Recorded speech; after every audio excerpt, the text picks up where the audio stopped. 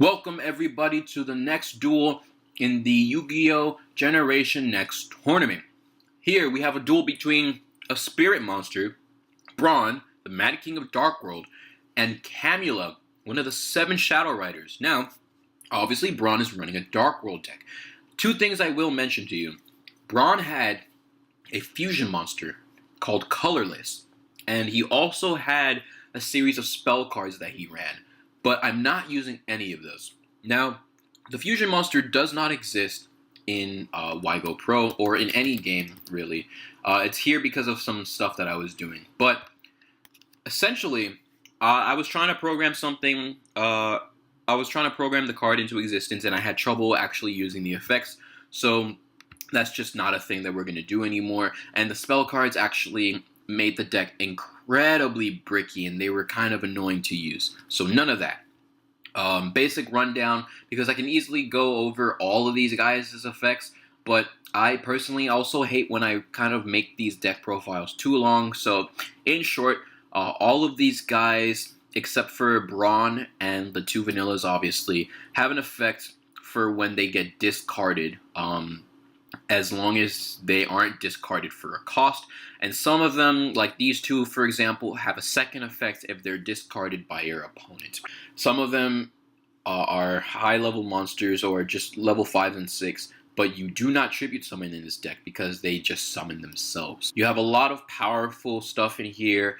Dark World Dealings, which also forces your opponent to discard, but you both draw. Dark World Lightning can destroy face-down cards. Animate card, Dark Corridor, extremely busted in this deck. Add 1 Dark World monster from your deck to your hand and then discard 1 card. So you can just pick up anybody that you want and just activate his effect. Insane stuff. Grimoire is a weaker card that I added in here, but you know, the first sort of deck that they use, their main deck, it always has to be weaker than their side deck, so that's the purpose. 1 card Dark World never really runs is Shackles, but it's a card that I personally really love, so of course I'm going to throw one in. It essentially makes the equipped monster 100 points, and it does 500 damage to the controller during every one of your standby phases, kind of like Mask of the Accursed. You have other sorts of discardy things in here. You have a new Dark World card thrown in here, as well as Dark Smog, which is relatively new, and the pre-eroded Mind Crush. So, declare a card name. If your opponent has it, they lose all copies of that card. If not, you lose a random card in your hand. Another really strong card in here is the Pre-Eroded Mind Crush. So, you choose a name of any card in the game, and you get to look at your opponent's hand. If they have it, they lose all copies that they have of it. And if not, you discard a random card in your hand. very busted stuff. You have more copies of Dark Worlds down here that add consistency or extra power. Now, 3 very busted cards I will go over, right? So, you have Grapha, the Dragon Lord of the Dark World. When he's discarded, you get to destroy any card on the field if you want to. And, again, you know, there's no tribute summoning. You summon him from the graveyard by compulsing any Dark World monster on your side of the field.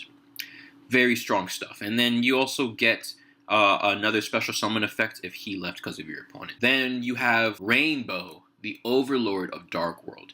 So he can only be summoned, you know, with the discard effect if it was because of your opponent. And when that happens, he summons himself, right? And you get to either Raigeki your opponent or Harpy's Feather Dust them. And so, you know, one thing you guys are all probably wondering, well, it's not like you're in a mirror match where people are making you discard, or it's not like anybody's going to be running a discard deck of any sort. So, how do you get these sorts of effects off? Well, you use this little guy right here, Cerulli, Guru of Dark World. When he's discarded, he summons himself to your opponent's side of the field in defense. And your opponent, when they receive Cerulli, it makes you discard a card. And so that's how you go ahead and get off all these guys' different effects. And then, you know, with the 2 different copies of Corridor, with Dealings, with Gates of Dark World, you have all sorts of ways of doing this. But it doesn't stop there, because you also have the Cheerful Coffin. Go ahead and dump 3 monsters from your hand, the end. And you have Bakura's card, Multiple Destruction. And, you know, because certain aspects of this deck aren't as powerful as they could be. I gave him the even more broken anime version of this. But moving on to his opponent.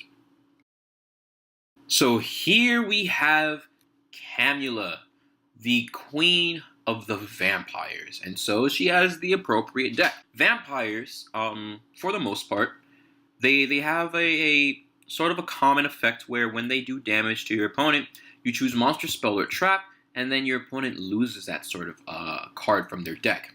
Now, Vampire Lord here, he has an upgraded version, quote-unquote, called Vampire Genesis. Although you do have to banish Vampire Lord to summon Genesis. And once per turn, you can discard a zombie in order to special summon a zombie with a lower level than that from your graveyard. So it's kind of okay, you know.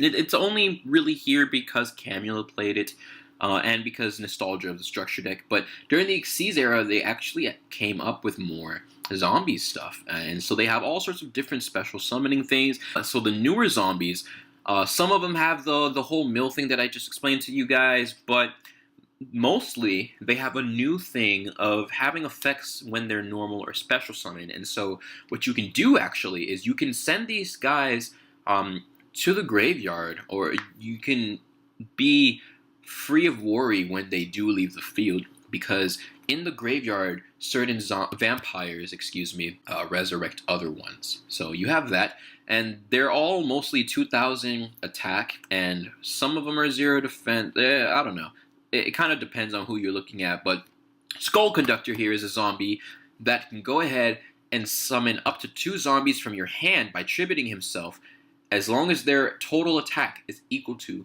2000.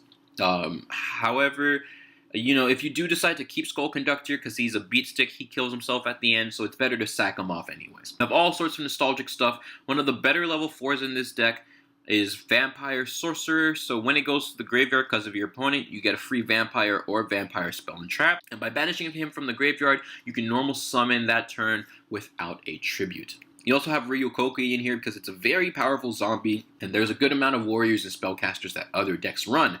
And an easy way to get out anybody you want is Pyramid Turtle. Because, yeah, with the exception of Genesis, who can't be special summoned anyways, all your monsters have 2000 or less defense. So this one Pyramid Turtle, because it's supposed to be mostly a vampire deck, but it's still a staple in most old school zombie decks anyways. Looking at other powerful cards in this deck, you have Book of Life, notorious. You banish an opponent's dead monster and resurrect a zombie. You do have double summon with all the high level monsters in this deck. Now, Illusion Gate is insane. So what Illusion Gate does is it Raigekis, and then you get to Monster Reborn, you know, only being able to choose your opponent's graveyard. But you ignore all summoning conditions. And then the downside is also insane, because at the end of the turn, you lose 90% of your life points. It's a crazy fucking card. Going with the Book of Life themes, we do also have Moon and Eclipse in here for some shenanigans. Genesis Curse for the one and only Vampire Genesis support in this entire deck. Evil Eye is amazing because all your vampires can attack directly as long as it's on the field. Then you have Infernal Vania. During your main phase, discard a zombie to Dark Hole, and that turn no one can summon or set monsters, of course. There's lots of wicked stuff in here, but you know, again, I'm trying to keep it short, so I'll just go over these last 3. You have Crimson Knight, the Vampire Bram. So its 2 effects are: you can detach a material to revive a monster to your field from your opponent's graveyard, but that turn only that monster can attack. And if your opponent manages to destroy this guy, he comes back in defense mode. So it's kind of okay. Then you have Vampire Kingdom, which is the real field spell of the deck. All zombie monsters gain 500 attack during the damage calc. When a card of cards is sent from your opponent's deck to the graveyard because of all the milling things you can do, you can send a vampire from your hand or a deck to the grave to destroy something on the field. So, you know, a little bit of field removal. And Vampire Takeover, if you have no field spell, you can play that one straight from your deck. And you get to special summon a vampire from your graveyard in defense mode. So, Really nice stuff. Again, I'm trying not to babble too much, so let the duel begin.